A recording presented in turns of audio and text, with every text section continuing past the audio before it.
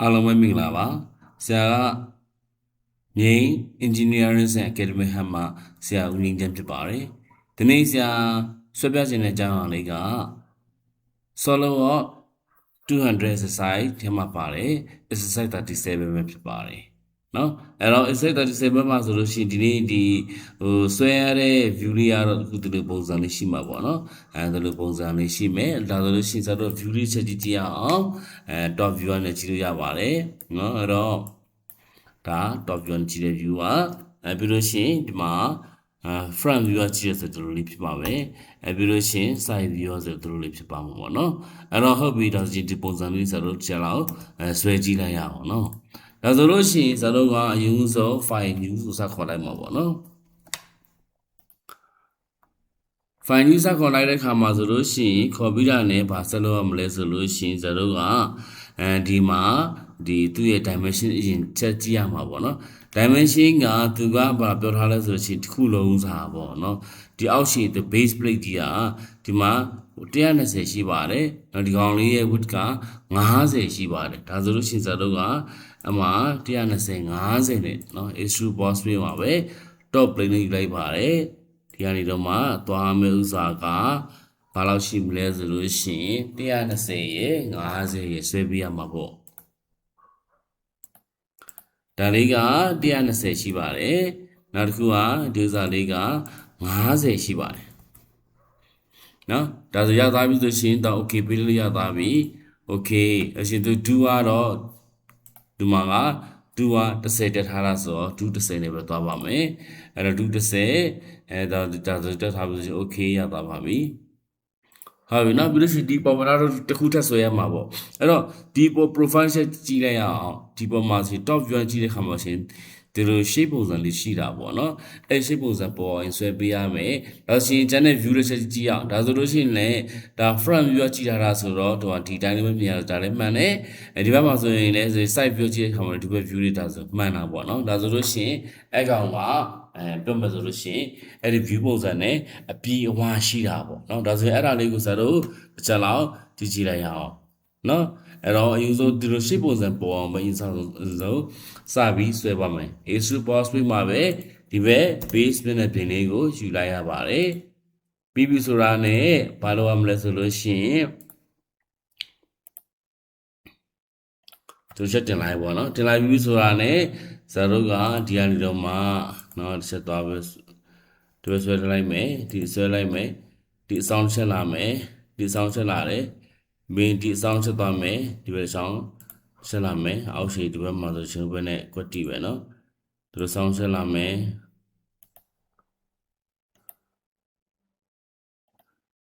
ဒါဆိုရင်ဇာတ်ဆွဲခြင်းနဲ့ပုံစံလေးရသွားပြီပေါ့နော်ဒါဆိုရင်ဇာတ်အယူဆုံးဒီကောင်ကဘာရှင်ဒီသူ့ရဲ့ center မှာချပေးရမှာ center မှာချပေးရမှာဆိုတော့ center line ခေါ်လိုက်မယ်ဒီ point လေးရဲ့ဘယ်သူ့ရဲ့ DI mid point လေးရဲ့သွားထည့်လိုက်မှာเนาะဒါဆိုလည်းရအောင်လေးစောင်းနေတာပေါ့เนาะဒါပြဿနာမရှိပါဘူးဒါလည်းပဲ click ချလိုက်ပြီးတော့မှ vertical လို့ထားလိုက်ဆိုတာသူ့ရဲ့ center တက်ကျသွားပြီเนาะ center တက်ကျသွားပြီဆိုလို့ရှိရင်တို့ကဘာလုပ်လို့ရပြီဆို dimension တက်စပြီးတိုင်းလို့ရပြီပေါ့เนาะ dimension စတိုင်းတဲ့ချိန်မှာဆိုလို့ရှိရင်သူက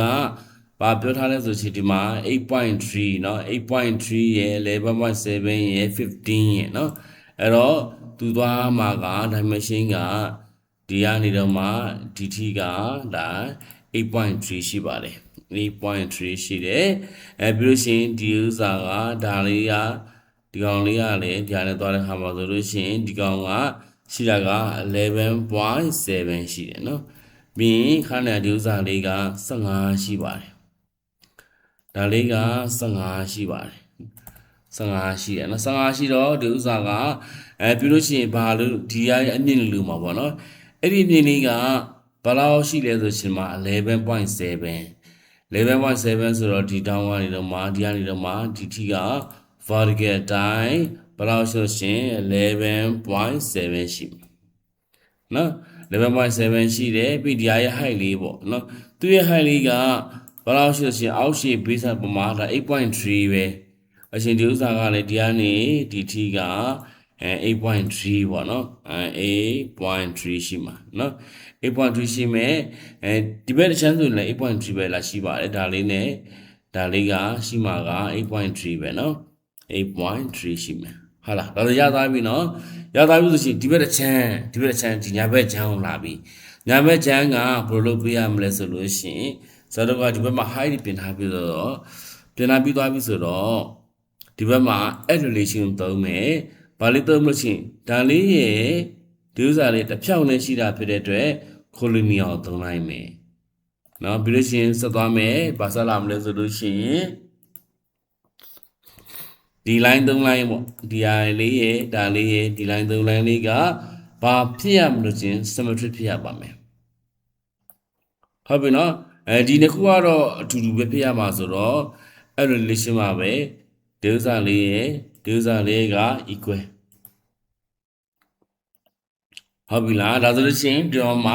ကျတို့တိုင်းလိုင်းတူရသွားပြီเนาะရသွားပြီဆိုလို့ရှိရင်ကျန်တာဆက်သွားတော့မှာပေါ့เนาะကျန်တာဆက်သွားတော့ဘယ်လိုပါဖြစ်ရမလို့ရှိရင်ဒီမြင်းတွေကကိုတူတူပဲဖြစ်ရတာဆိုတော့အဲ့ relation မှာပဲဒီဥစ္စာလေးရဲ့ဒါလေးရဲ့ကအကုန်လုံး equal ဖြစ်သွားပြီပြီးရင်ဘာဖြစ်မလဲဒီ line တစ်ခုတော့အပြိုင်သူက symmetric ဖြစ်ရမှာဆိုတော့ဘယ် line လေးရလဲဒီ line လေးရဲ့ဒီ line လေးရဲ့က symmetric ဖြစ်ရမယ် symmetric တော့တစ်ခေါက်ဖြစ်တာပြီးသားဖြစ်နေတော့ဇလုံးကဒါဆိုရှင်ဒီ symmetric ကိုပြန်ဖြတ်ချလိုက်တော့မှာပေါ့နော်သူကဘာဖြစ်နေလဲဆိုဒီမှာတခြား line တွေထပ်နေလို့နော်အဲ့တော့ပြန်သွားကြည့်မယ်ဒါလေးရဲ့ဒီ line လေးရဲ့က symmetric ဖြစ်ရပါမယ် symmetric ဖြစ်ပြီးသားဖြစ်တယ်ဆိုတော့ဒီကောင်က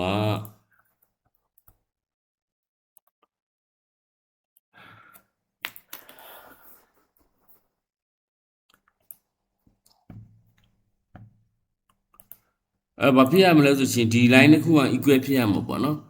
ဒီ line လေးနှစ်ခုကဒါလေးနဲ့ဒါလေးနှစ်ခုကဘာဖြစ်လို့ရှိ equal ဖြစ်ရမှာ equal ဖြစ်ရမယ်နောက်တစ်ခုကဘာဖြစ်လို့ရှင်ဒီဘက် point နဲ့ point ကိုပေါ့နော် point နဲ့ point ကိုဘာသွားလဲမလို့ဆိုလို့ရှင်ဒီဘက် point လေးရယ်ဒီဘက် point လေးရယ်ကဘာလုပ်ပေးရမလဲဆိုလို့ရှင်အဲ့ဒါကvertical တိုင်းဖြစ်ရမယ်နော် vertical တိုင်းဖြစ်ရမယ်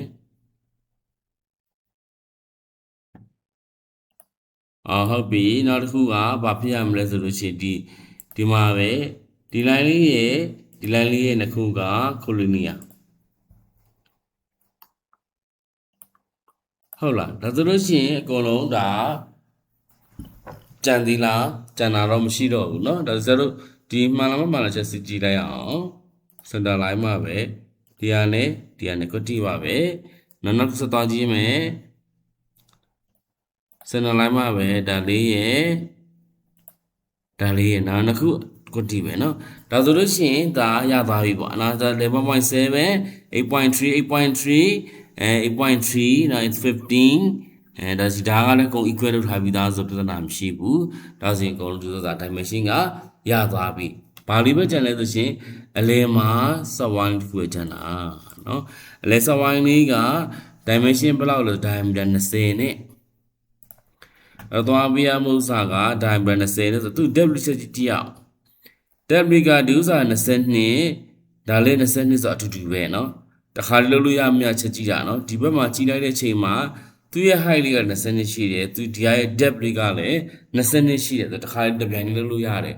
အဲ့လိုမှမဟုတ်ဘူးဒါ depth တစ်မျိုးဖြစ်နေတယ်ပေါ့ဆိုမှဆို20လောက်ဖြစ်နေတယ်တပြိုင်လုပ်လို့မရအောင်နောက်မှတစ်ခါ issue cut ခါပြန်လုပ်ပြရတာပေါ့เนาะဒါတစ်ခါလုပ်လို့ရတယ်ဆိုတော့ဒီမှာ diameter လာပြရမှာပေါ့ diameter ဘယ်လောက်လဲဒီမှာ diameter ကသူကရှိရမှုဥစ္စာက diameter 20အဲ့ဆို diameter ဒီမှာရှိရမယ် diameter 20နဲ့နော်ဒါဆိုရသွားပြီ okay အဲ့တော့သူသွားမြင်ရမယ့် height ကဒါရှိရမှာကဘယ်လောက်ရှိမလို့ရှိရင်22ပေါ့နော်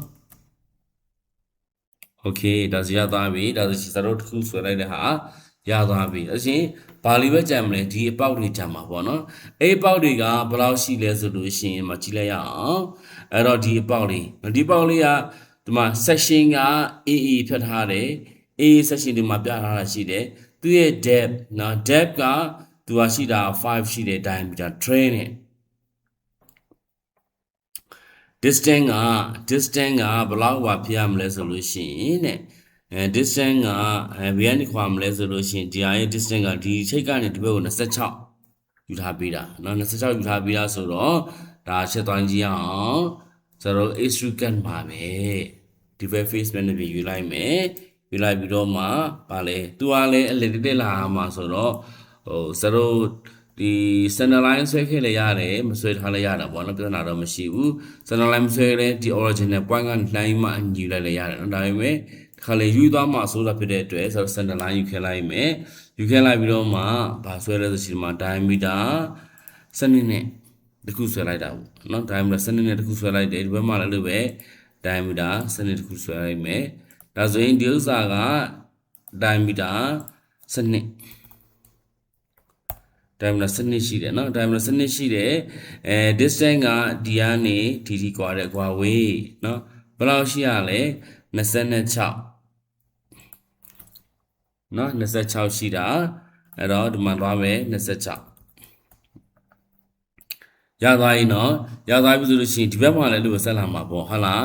ဒီနဲ့ကွာဝေးကဘယ်လောက်ရှိရလဲဆိုရင်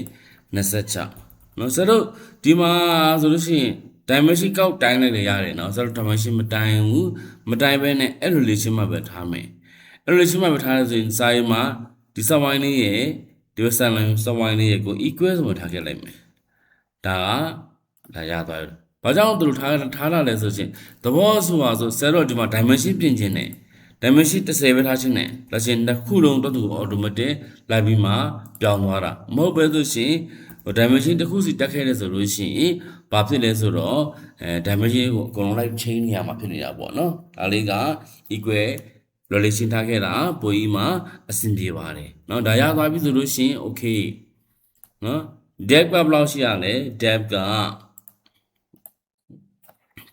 5ပါဆွဲချလိုက်မယ်တို့တစ်ခုရောက်သွားပြီပေါက်သွားပြီเนาะပေါက်သွားပြီဆိုမှမဆက်လာမလဲဒီအောက်ထိဆက်လာမှာသူရဲ့ depth က25ရှိဒီဘက်မျက်နှာပြင်ကနေเนาะဒီအောက်ထိက25ရှိတယ်ဒါကြောင့်မို့အတွက်ဇာတို့က extrusion နဲ့ပဲဒီဘက်မျက်နှာပြင်ရွေးမယ်ရွေးပြီးလို့ရှိရင်ဇာတို့မှာ normal တူနဲ့ထားလိုက်တာပေါ့เนาะထားလိုက်ပြီးတော့မှဘာလို့လဲဆိုလို့ရှိရင် subline လေးပဲဆွဲတယ်ဘယ်ကနေလဲဒီကနေတော့မှဒီဥစားဆွဲလိုက်တဲ့ဥစားဒါလေးက diameter 6ရှိတာဒါဆိုဒါဒီဘက်တစ်ခုရောက်တော့ဆိုနောက်တစ်ခုပြပေးမယ်နော်ဒါဆိုလို့ရှိရင်ဆိုတော့ diameter 6နဲ့ဆိုတော့ရခဲ့ပြီဆိုတော့ exist ပဲဒီနေရာမှာစာက mirror ဘုဒ္ဓမှာ mirror လေးပြပေးရှင်းတယ်နော်တစ်ခုဆွဲလိုက်လဲရတယ်ဒါပေမဲ့စာက mirror လုပ်လို့ရတဲ့ဟာကိုပြချင်လို့စာတော့မှာတစ်ခုဆွဲလိုက်မှာသူ mirror သွားမယ်လမ်းကြောင်းတစ်ခုပေါ့ဒါ mirror သွားမယ်လမ်းကြောင်းတစ်ခုဘာလို့မှလဲ mirror entity မှာဘာမလုပ်မလဲဆိုရှင် mirror ဒီဟာလေး mirror လုံးမှာဒီမှာ mirror အပေါက်ဘယ်နေရာလုံးမှာလဲဒီနေရာလုံးမှာ okay နောက်ပြီးရှင်ဒါနှစ်ခုလုံးပေါက်သွားပြီဆိုတော့ axis sketch ပဲ diameter က25 depth က25ဒါဆိုရင်ဒီအဆောင်တစ်ခုဒါပေါက်သွားပြီပေါ့နော်ပေါက်သွားပြီဆိုရင်ဘာလေးကြမှာလဲဒီဘက်ထိပ်မှာ chamfer တွေကြမယ် chamfer ကဘယ်လောက်ပြောထားလဲဆိုလို့ရှိရင် chamfer ကနော် chamfer ကဒီမှာပဲ545တဲ့နော်၄ခုအကုန်လုံး၄ဘက်၄တန်ရှိတာဆိုတော့545နဲ့ဇာတို့က chamfer လုပ်ပေးရမယ်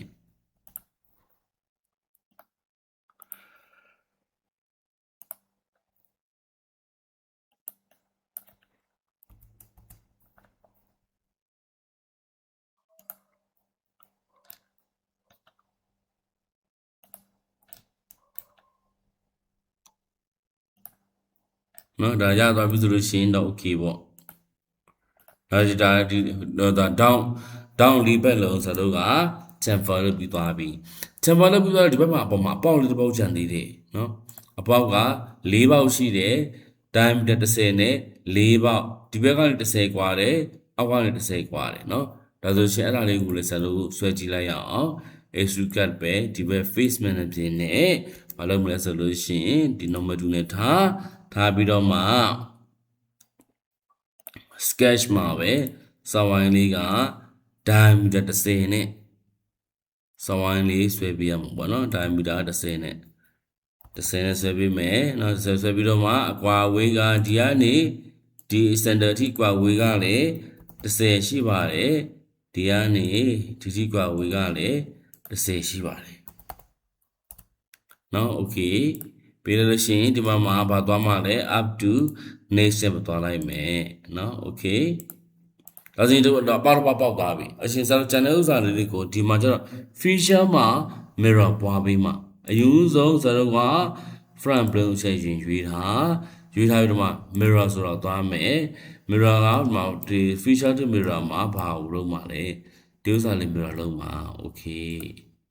ငါတော့ပေါက်သွားပြီဆိုရှင်က right plane နော် right plane သွားမှာအဲ့တော့ mirror ပဲဘာ feature to mirror မှာဒီဘက်ဟာလေးဆက်လက်မှတ်ပြလိုက်ပါအရှင်ဒါလေးဆွဲပြီးသားပြသွားလိုက်မယ် okay နော်ဒါစီဒါလေးအကုန်လုံးရသွားပြီပေါ့နော်စကာလာကတော့တိတက်မချေပြတော့ဘူးနော်ဘာလို့အရင်ရက်တွေကလည်းစကာကာလာလေးချေပြထားတာဆိုတော့ဒီမှာကာလာတိတက်တော့မချေပြတော့ဘူးနော်ဒီမှာဆိုရှင်တို့ဒီမှာ top view နေပဲကြည့်မလားနော်ပြီးရင် front view ပဲကြည့်မလားပြီးရင်ဒီဘက်မှာ side view ပဲကြည့်မလားအကုန်လုံးကပြီးထားတဲ့ပုံနဲ့အတူတူပဲဖြစ်တယ် section လေးကြည့်ကြည့်အောင် section view ဆိုတာရှိတယ်ဆိုတော့ကြည့်ချင်တဲ့ view ကတော့ front ကနေသွားတာဆို front plane လို့ front plane ကိုယူထားမယ် okay ဒါသူပြထားတဲ့ section လေးအတိုင်းပဲဟုတ်လားကြည့်ကြည့်အောင်ဆိုတော့ဒီဘက်မှာဒီမှာဆိုချီကအကုန်လုံးဖောက်ထားတဲ့ဟာလေးနဲ့မြင်နေရတဲ့အတိုင်းအတာလေးတစ်ခုပေးထားတာเนาะဒါ section မမြင်ချင်တော့ဆိုချင်းဒီဥစားလေးသူကဆွဲဖြောက်ထားလိုက်လို့ရပါတယ်เนาะအဲကြောင့်မို့တဲ့ဒါလေးကဘာလဲဆိုလို့ရှိရင်ဒီ SolidWorks exercise 200 exercise မှာပါတယ်exercise 37ပုံစာဆွဲပြပေးထားတာဖြစ်ပါတယ်အဲ့တော့ဆရာကနောက်လေးဆိုလို့ရှိရင်လည်းပုံလေးတွေကိုတောက်လျှောက်တင်သွားပေးမှဖြစ်တဲ့အတွက်ဆရာ channel လေးကို like and subscribe လုပ်ထားပေးကြပါဦးเนาะအားလုံးစိတ်ချမ်းသာခြင်းကိုယ်ကျန်းမာခြင်းများနဲ့ပြည့်စုံကြပါစေ